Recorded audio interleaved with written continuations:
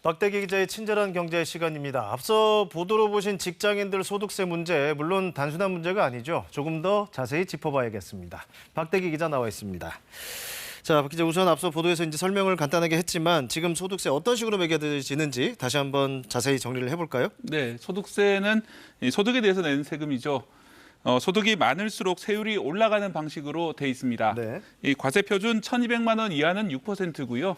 1,200부터 4,600만 원까지는 15%, 또 여기서부터 8,800만 원까지는 24%가 적용이 되고 네. 이런 식으로 쭉쭉 올라가서 10억 원 초과 과세 표준에 대해서는 45%까지 세금이 부과됩니다. 실제로는 지방세가 더 붙기 때문에 실제 내는 세금은 1.1을 곱해야 됩니다. 네, 그러니까 소득이 높다면 그만큼 세금을 많이 낸다. 이거는 이제 당연한 얘기 아닙니까? 네. 그런데 그래도 지금 우리 이른바 월급쟁이들의 내 손에 들어오는 돈에 비해서는 세금이 점점 더 많아지는 거 아니냐, 이런 문제잖아요, 지금. 네, 그렇습니다.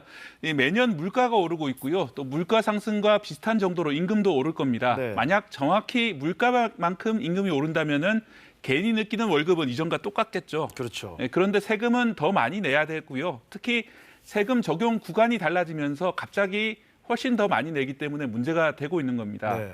예를 들어 전에는 과세 표준 4,600만 원 이하로 최고 15% 세율을 적용받던 사람이 꼭 물가 상승분만큼 임금이 올랐다 하더라도 이 과세 표준이 4,600만 원이 넘을 경우 최고 세율 24%까지 적용을 받게 됩니다. 네. 이렇게 되면 세금을 뺀 소득은 오히려 줄어들게 되는 것입니다. 실질 소득이요. 네. 그러니까 전체적으로 박 기자 얘기처럼 소득 수준이 예전보다 높아진 상황에서 뭐 그렇다고 이제 임금이 많이 오른 것 같지는 않아요. 네. 그런데 결국 이 과세 표준을 높이거나 뭔가 이런 식으로 이제 조정을 해야 된다는 얘기잖아요. 네, 그렇습니다.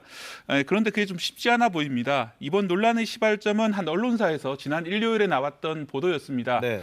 기획재정부가 현행 소득세 과표와 세율을 전반적으로 손보는 방안을 검토 중이라는 보도였습니다. 기재부는 즉각 반박했습니다. 네. 휴일이었는데도 즉시 자료를 내서 서민 중산층 지원을 위한 다양한 방안을 검토 중이라면서도 소득세 전반적인 과세 체계 개편은 검토하고 있지 않다고 밝힌 겁니다. 네. 그런데 이후 어제 윤석열 대통령이 중산층과 서민층에 대한 세부담 경감 방안을 마련하라, 이런 새로운 지시를 했습니다. 이 대통령이 지시를 한 만큼 기재부 입장이 앞으로 달라질지 궁금해지는 대목입니다. 그러니까 며칠 새 이제 기재부는 언론 보도가 아니라고 했는데 이제 대통령이 다시 손보라는 취지로 네. 약간 이제 뒤집히는 이제 분위기가 감지가 되고 있는데. 네. 자, 이제 문제는 좀 다른 얘기로 이 소득세를 안 내는 이게 면세되는 사람도 좀 있잖아요. 네, 이 면세되는 비율이 좀 높다, 이런 것들이 문제로 지적되고 있었는데요. 네.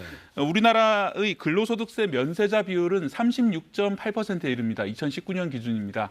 이 반올림하면 10명 중 4명은 근로소득이 있어도 세금을 안 내고 있다는 뜻입니다. 네. 숫자로 따지면 근로소득 면세자는 2019년 705만 명이나 됩니다. 반면 세금을 내는 사람들이 1인당 세액 부담액은 2013년에는 201만 원에서 2019년 339만 원까지 늘었습니다. 네. 이렇게 내는 사람이 부담은 느는데 소액이라도 아예 안 내는 사람들이 많다면 모든 국민은 납세의 의무를 진다는 원칙에 어긋난다, 이런 지적이 있어 왔습니다. 다만 가뜩이나 물가 상승과 코로나19로 어려운 상황에서 사회적 약자일 가능성이 높은 근로소득 면세자에게 새로 과세하는 것이 과연 올바른지도 의문입니다. 따라서 면세자 비율을 줄인다면 그것은 그것대로 논란을 피하기는 어려워 보입니다. 그렇죠. 이제 이분들에게 이제 세금을 안 매긴 이제 취지나 이유가 있었을 테니까요. 자, 그래도 지금 정부 들어서 특히 부동산 관련 세금도 줄이겠다, 또 법인세도 줄이겠다. 근데 이렇게 하는 판에 이제 소득세도 만약에 줄인다면 이제 세수가 부족해질 수밖에 없다, 이런 얘기가 당연히 나올 텐데요. 네, 그것도 또 하나의 쟁점입니다. 네. 우리나라의 국세 수입 실적을 보면은 소득세가 다른 세금에 비해서 훨씬 더 많습니다. 가령 지난해를 보면 소득세는 114조 원으로 70조 원인 법인세보다 많습니다. 네. 전체 세수 가운데 3분의 1 정도가 소득세입니다. 이런 소득세를 상당폭 깎아주게 된다면 정부의 세수가 크게 줄어들 가능성이 있습니다. 올해 재정 적자가 110조 원에 이를 것으로 예상이 되는데요. 따라서 소득세를 인하한다면 어느 범위 사람들을 대상으로 어느 정도 인하할 것인지 정부가 고민을 많이 해야 할 것으로 보입니다. 네, 이제 그동안 보면 이제 이럴 때 기재부가 특히 이제 재정 얘기를 많이 했었잖아요. 네. 이제 입장을 어떻게 정리할지 지켜봐야겠습니다. 여기까지 듣겠습니다. 박대기 기자였습니다.